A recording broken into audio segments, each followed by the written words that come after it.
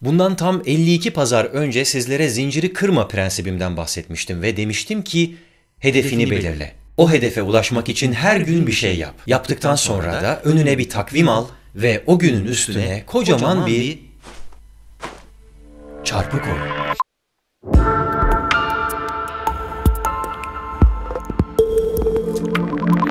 O gün 2016 için kendime koyduğum hedefi hatırlıyor musunuz? Her pazar bir video. Bu hedefi yine size tavsiye ettiğim gibi 2'ye bölmek yerine 2 ile çarptım ve 10 ekledim. Dolayısıyla 2016'da tam 114 tane video yayınladım. Aslında bu video ile beraber 115 video oldu. Dolayısıyla hazırladığım takvimin üzerini bana göre dünyanın en güzel çarpılarıyla doldurmuş oldum. Bu arada bu takvimin yenisini, 2017 yılı versiyonunu yine web sitemden barışozcan.com'dan indirebilirsiniz. Bütün bunları niye anlatıyorum? Çünkü hedef koymak önüne bakmaktır. Önüne, yani ileriye bakmak çok önemli. Geçen yıl ne demiştik ortak hedefimiz için? Her gün 10 dakika kitap okuyacağım. Şimdi geriye doğru bakalım. Eğer bu hedef doğrultusunda takviminizi çarpılarla doldurduysanız geçen yıl tam 3650 dakika kitap okudunuz demektir. Bir insan ortalama olarak dakikada 300 kelime okur. Dolayısıyla 300 çarpı 3650 eşittir 1.095.000 kelime okudunuz. 1 milyondan fazla kelimeyi kavanoza attınız. 1 milyondan fazla fikir çekirdeği çitlediniz.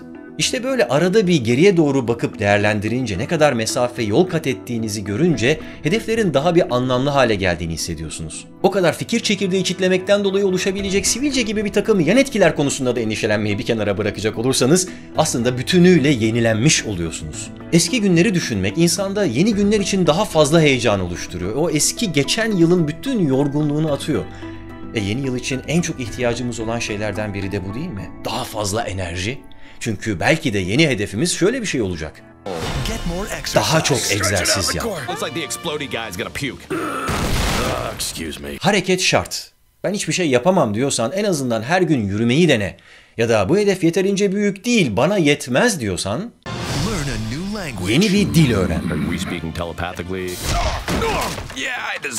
Bir lisan bir insan demek sonuçta. Ben hiçbir şey öğrenemem diyorsan en azından kendi dilini, Türkçeni geliştir. Kelime kavanozuna her gün bir kelime at. Ya da bu hedef yeterince büyük değil, bana yetmez diyorsan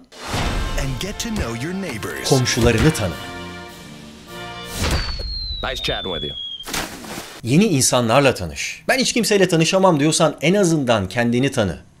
Belki de bırakmak istediğin kötü alışkanlıkların vardır.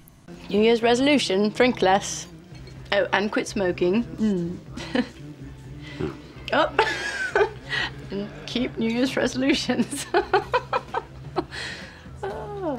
And stop talking total nonsense to strangers. In fact, stop talking full stop. Zinciri kırma metodundaki ilham kaynağım 90'lı yılların en başarılı sitcomlarından biri olan Seinfeld olmuştu. Bu yılki yeni hedefi belirlerken yine 90'lı yılların en başarılı sitcomlarından biri olan Friends'e kulak vermeye karar verdim. I am going to be happy this year. I am going to make myself happy. Bu sene çok mutlu olacağım, kendimi mutlu edeceğim. Çok güzel geliyor kulağa ilk başta. Ama sanki ayakları biraz yere basmıyor gibi. Nasıl mutlu olacaksın? Etrafta bunca kötü olay olup biterken kendini nasıl mutlu edeceksin? Mine is to pilot a commercial jet. Komik gibi görünse de aslında iyi bir hedef. Çünkü ölçümlenebilir. Yeni bir yetenek kazanmak için gerekenleri belirlersin, her gün yapılması gerekenleri yaparsın, takvimine çarpıları atarsın ve yılın sonuna geldiğinde de o uçağı ya kaldırırsın ya da Now all you have to do is find a plane load of people whose resolution is to plummet to their deaths. Maybe your resolution should be not to make fun of your friends, especially the ones who may soon be flying you to Europe for free on their own plane. öğrenciler için eğitimini aldıkları, uzmanlaşmaya çalıştıkları alanların dışında başka konularda da kendilerini geliştirmeye çalışmaları, yeni bir şeyler öğrenmeye çalışmaları çok güzel bir hedef olabilir. My New Year's resolution is to learn how to play guitar. Oh. Really? How come? Well, you know those special skills I have listed on my resume? Well, I would love it if one of those was true. Ama bu hedef de yeterince büyük değil, bana yetmez istiyorsanız bu yılda geçen yıl olduğu gibi ortak bir hedef belirleyelim. Kitap okumak tüm zamanların en faydalı faaliyetlerinden birisi ve biz ona alıştık diye düşünüyorum. Artık iyi bir okur olduk, dolayısıyla buna devam edeceğiz zaten. Peki bu yıl yazar olmaya ne dersiniz? Her gün yazı yazmak, hangi konuda olursa, neyi yazabiliyorsak. Geçen yıl da bunu önermiştim hatırlarsanız. Her gün 20 dakika yazı yazacağım demiştim ve böyle yüksek sesle söyleyince bu hedef gerçekleştirmesi zor bir hedef gibi gelmişti ve o yüzden değiştirmiştik. Ve bu yıl yine yüksek sesle söyledim ve yine zor geldi. İsterseniz yine gelecek seneye erteleyelim. Gördüğünüz gibi hedefler bebekler gibi. Yapması çok zevkli ama bakması çok zor. İlla bir hedefimiz olmalı mı? Her gün aynı şeyleri tekrar yapmak çok sıkıcı değil mi? Güzel sorular bunlar. Peki ya bu soruları mesela tepemizdeki güneş bir gün kendi kendine sorsaydı ne olurdu?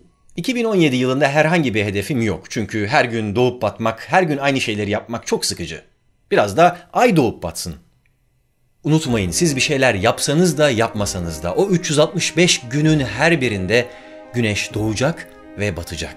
Hiçbir şey yapamam diyorsanız en azından sessizce onun doğuşunu ve batışını izleyin. Emin olun pek çoğumuz hayatı boyunca 365 kez bunu görmedi ve göremeyecek. Evet, biz güneş değiliz, insanız. Dolayısıyla bize çok daha büyük bir hedef lazım. Ve ben bu hedefi gökte ararken yerde buldum. İlginç bir yerde.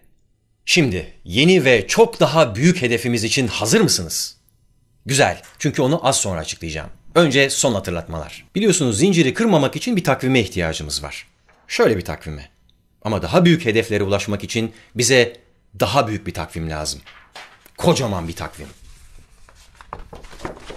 Ki kendimize koyduğumuz hedefleri görmezden gelemeyelim. Peki 2017 yılı için hedefim ne? Her pazar yeni bir video. Hedefini geçen yıl zaten yaptım. Bu yılda yapmaya devam edeceğim. Madem hedefi büyütüyorum o zaman her pazar 4K büyüklüğünde yeni bir video. Dersem bundan da mutlu olacağınızı tahmin etmiyorum. Nedense her 4K video yayınlayışımda altında bir sürü tartışma dönmeye başlıyor. Hocam biz 4K seyredemiyoruz ki 360p bile zor seyrediyoruz demeye başlıyorsunuz. Ben yine de 4K yayınlayacağım 2017 yılında. Belki ileride geriye dönüp baktığımızda daha kaliteli bir şekilde izlemeye devam ederiz diye. Ama dedim ya, bunların hiçbirisi benim yeni yıl hedefim değil ve ben bu yeni yıl hedefini, bu büyük hedefi aslında hiç beklemediğim bir yerde buldum. Hışırtılar için özür dilerim. Bütün bunların hepsi gayet güzel hedefler ve ben kendi adıma kişisel hedef olarak bunları gerçekleştirmek için elimden gelen çabayı sarf edeceğim. Bundan emin olabilirsiniz. Bu yılki büyük hedefi aynı zamanda sizlerle ortak bir hedef yapmak istiyorum ve ben bu hedefi daha önce de söylediğim gibi hiç beklemediğim bir yerde buldum.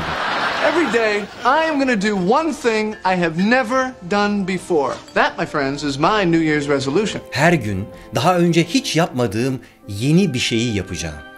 Önümüzde yeni bir zincirin 365 tane halkası var. Bu halkaların her birinde güneş doğacak, güneş batacak ve biz hedefimize doğru bir adım daha atacağız. Hayatın bu dolambaçlı yolları arasındaki yürüyüşümüz devam edecek. Her gün yeni bir adım. Yan yana eklenen halkalar. Sonsuzluğa biraz daha yaklaşmak için.